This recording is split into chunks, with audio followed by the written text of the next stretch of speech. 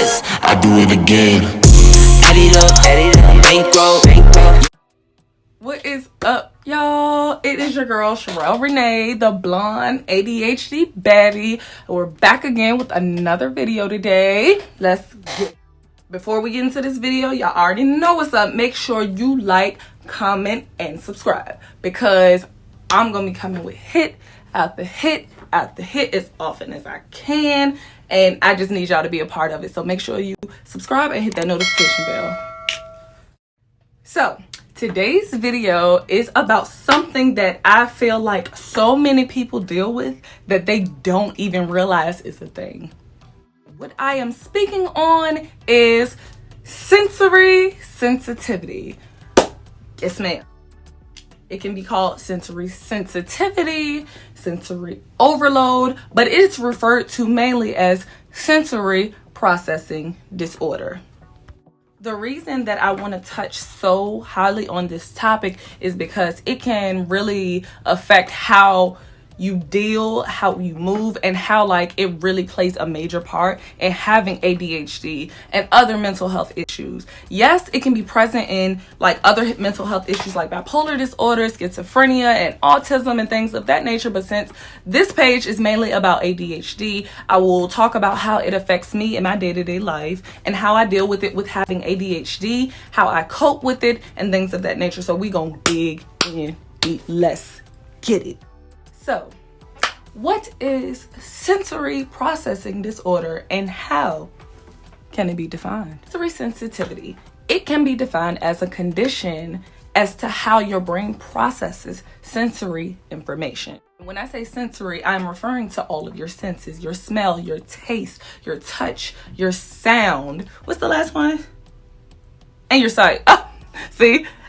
Processing the information I'm messing up. But that's exactly what it is. When the ADHD kicks in and your body is overwhelmed, your brain has a hard time processing that stimuli. So, for example, if you've seen like a child or maybe even adult with autism in public and they have on like noise canceling headphones or some type of earmuffs, or say a loud noise happens and they just get upset, they close their eyes and they cover their ears, and it's like they're trying to protect themselves, it's because they're having a hard time to process that stimuli in their brain.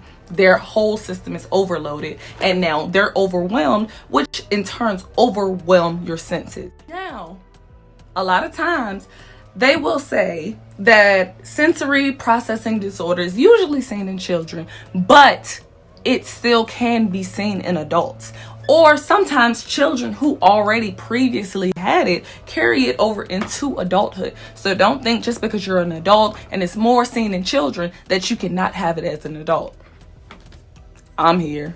I have sensory processing disorder, so it's very much valid for anyone else. Also, if you are an adult that's had it in childhood and didn't know it, usually you don't realize it because you've come up with coping mechanisms and things and ways of your nature to figure out how to deal with it through your day-to-day life. Not saying it makes it easier, but that's just how you've been dealing. Sensory overload is never usually specific because it can affect one sense at a time, or it can affect multiple senses. And at the same time, it doesn't even have to affect the same senses in the same situation. You could literally be having sensory overload and the lights are too bright and everything smells weird. Or you could have sensory overload and now everything's too loud, but everything else is fine. Or someone touches you and like that soft little touch, that small touch can be too much. You never know how it's going to affect you until you pay attention and start actually acknowledging those traits. With sensory sensitivity, most of the time it makes you overreact to everything. And when I say everything, I mean everything. Certain food textures, certain sounds you just tend to hate. Like anything, clothing, it does not matter. Like anything is capable when it comes to sensory sensitivity. Now, most people talk about how sensory overload basically makes you overreact or make you overly sensitive to like just about everything, but they never talk about the trait of you underreacting to certain things. Never heard that before? Let's talk about it. Now, this is the part where it gets crazy and tricky and sneaky, and like this condition can literally throw you a curveball. I swear. Let's talk about it. Not only can sensory overload make you overreact and sensitive to everything, but literally in certain situations it can make you underreact to stimuli, sensory stimuli. And what do I mean when I say that? I bet you're wondering.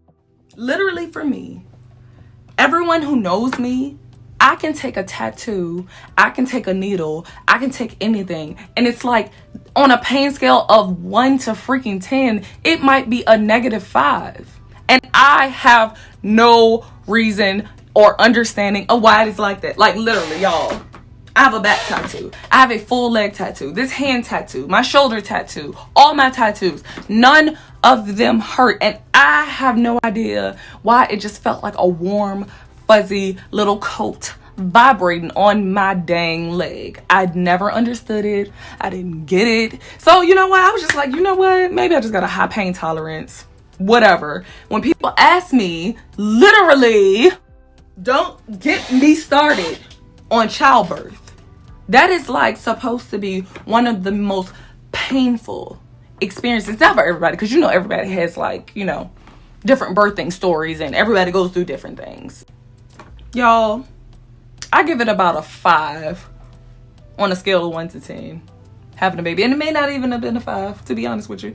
I like maybe a 3.5, but it's like it feels like something I could go through again. Contractions, not really nothing, just a little tightening, and then it let go, tighten it, let go, like that's it. Pushing, not too bad. Like once the head like started coming out, maybe it hurt a little, but it wasn't shit. Like it really wasn't shit. Like what is wrong with me? So I'm thinking I'm losing my goddamn mind. I'm like, I should feel this. Like everybody told me I should feel this. Why am I not feeling this?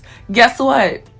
Sensory processing disorder is, this condition is literally making me underreact to certain pain. So I feel emotional pain on a crazy scale. Like when I'm sad, it hurts so much. But if you cut me, if you stab me, you know, it might just feel like you kind of like slightly push me on the ground. And I can't tell you why, but it's just like actual physical pain. I can tolerate it a little too well for a normal person, but shit, here we are. That's why I'm saying how crazy sensory processing disorder can be. It can affect you in both ways, not even just one. Not even just one. So you can overreact, you can underreact, you can not feel nothing at all. You could be numb. You could feel like the lowest of the low, but it's just like it's never any in between, is it? It's either like you're hypersensitive or you're just nothing at all. Yeah, don't think it's just you. Let's talk about some examples of different instances of sensory processing disorder. Let's get into it. Let's get into it.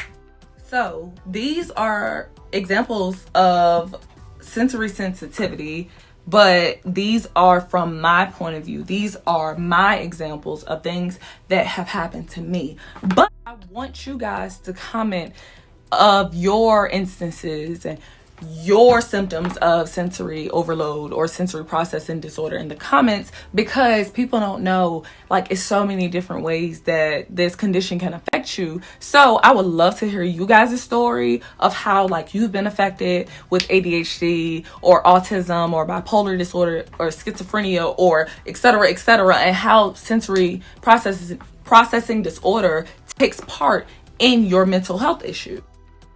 Sorry, lips are getting dry. It's my water. Mouth is getting dry. Okay, first, oversensitivity. Oversensitivity can include clothing being too scratchy, not liking clothing tags, Not wanting to wear underwear because of wedgies. That is my favorite because I cannot tolerate wedgies. Like, it will send me into a spiral. I will literally have a full-blown panic attack because of a wedgie. I know that sounds like very dramatic, but it's very real for me. Continuing. Lights being too bright. A soft touch feeling way too hard. Your skin is just really sensitive at the moment. Certain food textures making you gag. I think we all can somewhat relate.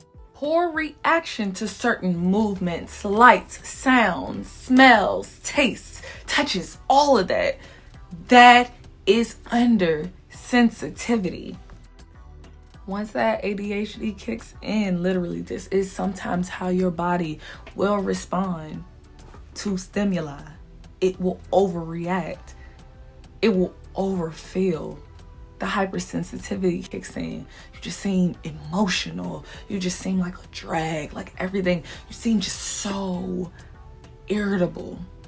That is ADHD. Let's talk about undersensitivity and underreacting. Like I said, in turn, your body can underreact to stimuli. So let's talk about it. Undersensitivity can include you not being able to sit still for a long period of time. You might happen to be a thrill seeker, like you like bungee jumping. Like I said, those parkour guys and people jumping on the top of buildings and things of that nature, jumping out planes. Like, you literally are just looking for a crazy adrenaline rush. Yeah. You can spin without getting dizzy. It doesn't happen to me every time, but I've had moments where I'm spinning and spinning and spinning and spinning and spinning. And guess what? I'm fine. Like, no dizziness, no nothing. Getting tattoos or taking needles with no issues. Like, you have a high pain tolerance. Very high. We might be the same. Not picking up on social cues. And what do I mean by that? Like, somebody flirting with you or someone being sarcastic with you, and it's like you're taking it very literally, like everything they're saying, and you're not picking up on the fact that they might like you or they might be disrespecting you. Now, this, I don't usually have a problem with it, but I've had issues with it in the past. Like, people will tell me something and they're being like highly sarcastic about it, which is weird because I'm highly sarcastic, but I didn't pick up on that cue that they're being sarcastic with me.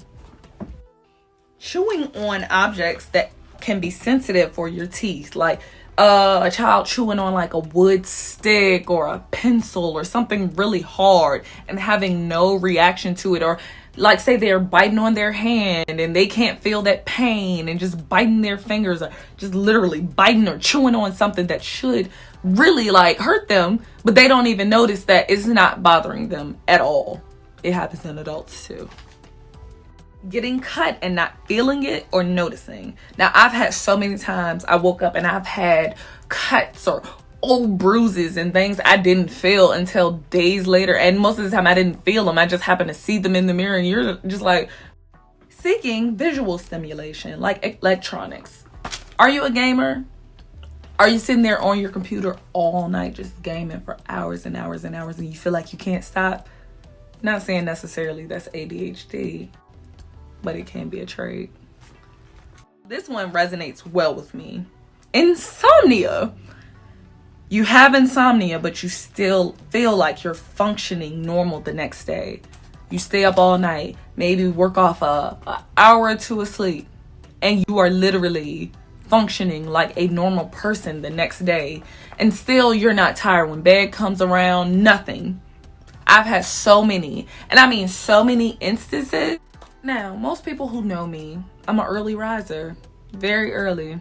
I can't sleep in late. I gotta be like sick. Like, I really gotta have like maybe the flu or COVID, I guess, to actually like sleep in. And most of the time I still don't do that. But it's a lot of times, like, say I go out the night before and I don't get in until late.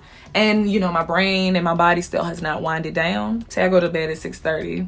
Guess who's up at like 8:45, 9 o'clock? My body does it every time. I can't oversleep. I don't know why, but I can work off of those little hours, get up for work, still be on time, still do what I need to do, not feel like just groggy, anything. I feel fine. You too? We're all here. So let's talk about, is there a cure? Is there ways that sensory processing disorder can be prevented? Well, I'm here to tell you, it cannot be avoided, it cannot be prevented, it cannot be cured. We just have to learn how to cope. I know, it sucks. Doctors and researchers have not yet found exactly what causes that sensory processing disorder, or for our brain to not be able to properly process that stimuli when these situations happen. So in turn, they can't just cure it if they don't fully know everything that comes with it. Most of the time, you can blame it on genetics and things of that nature, because that's the only route we can go at right now. But no, they don't know what causes it. But you should seek help for it, only because most of the time people who have ADHD, sensory processing disorder, and other mental health issues can go to a therapist and talk to them about those certain situations that they go through. And if you're actually presenting this information and said situations, they can tell you how to properly move about going forward with these situations when it does happen. So even though like you're actually freaking out and you're overwhelmed, you've been here before. And you know the steps you need to take. Not saying like it'll work every time, but we're here trying, and you're trying. So let's try together. Now, I know dealing with this can be hard. It is. Not even just for you, but for the people you love, the people around you, the people you work with, the people you have to deal with on a day-to-day life. So a lot of times we can come off kind of weird to people. May seem like we're very irritable or moody or upset all the time, just angry, so many different like certain negative traits like they'll see oftentimes. But if you don't know and they don't know, then you can't properly deal with it. You might seem to come off as a bad person or horrible person, and you might have like that stamp of having a bad attitude. But I'm here to tell you, it's not that, honey. You're just going through it just like the rest of us. And you're going through it hard. Like you're dealing with something on a daily basis that most will never be able to understand or never be able to cope with. But if you are someone who does know and are aware of the fact that you have ADHD or you have sensory processing disorder, people you have to deal with on a daily basis and people you love, talk to them. Tell them what you're going through. Help them understand. Because sometimes that helps the situation. It helps you better deal. It helps you vocally speak out. Yeah, my senses are overloaded. This tag in my shirt keeps touching me. I can't deal today. I need space. Just give me a minute. I'm sorry. They understand better. They respond better. You don't have to argue because they know. If you feel like you may have sensory processing disorder, seek out an occupational therapist. But also, if you do not know how to go about seeking out an occupational therapist, then I would suggest you talk to your primary care or whoever you go to for your care, basically in general, and ask them to refer you to the proper people to talk to. It starts with speaking. It starts with telling them the issue, because sometimes we don't get help because we don't know where to start. We don't know how to go about it. But just make a general appointment with your regular doctor who takes care of your regular care and say, hey, I need a referral to an occupational therapist. I feel like I may have ADHD. I feel like I may have sensory processing disorder. So they can find the proper channels to tell you where to go from here. So don't think like this is the end of the rope or it's no help out there for you. It is help. But with us having these issues, it's hard for us to reach out for help. Not because you don't want. So here we are today at the end of this video, and we have covered just as much as we can about sensory sensitivity, sensory processing disorder, and sensory overload, which are all the same thing. If you find more information about it, more power to you, kudos. But the more you know, the more you can deal with your problems. So make sure y'all subscribe and tune into my next video, which will be coming up very soon. I told y'all I'm gonna be dropping hit after hit after hit after hit, so please be ready. So from this ADHD warrior to you, I love you guys. I'm here for you. I will always be here for you as much as I can. So that is it for today, and the Blonde Betty is out. Add it up, bankroll.